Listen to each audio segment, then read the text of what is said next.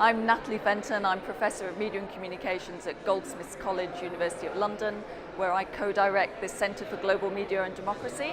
And I'm also a political activist working towards media reform. Free technology is vitally important if we are trying to counter the hold that global monopolies have over our forms of communication. And at the moment, that hold is a stranglehold.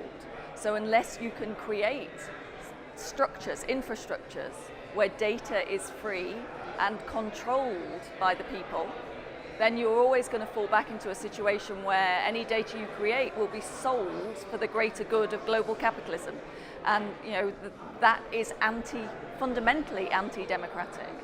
So unless we fix that problem, we're always going to be in a situation where democracy will suffer. I don't have a smart city model, maybe I should make that clear, partly because I think that's the wrong place to start. I don't think you will gain democracy by creating a smart city. I think you'll gain democracy by changing political systems so that people can participate, but not necessarily by digital means, because we know that there are very many people, the poor and disenfranchised in particular, who cannot do it via that means. And if we really want democracy, we should be starting with the poor and disenfranchised and how we engage them better in our political systems, not creating systems which exclude them. I think it's a really fascinating moment politically. I think what I take away from it, what I think we can learn in other parts of Europe in particular, is the way in which Spain has done what I call re-socialize the political. So it has gone out to meet political need and social need where it exists. So it's not that it has actually been all through the internet. The internet's been a facilitator, it's maybe been a mobilizer, but actually the heart and soul of the politics has been about meeting social need on the streets. Yes, of course. And that's where politics starts.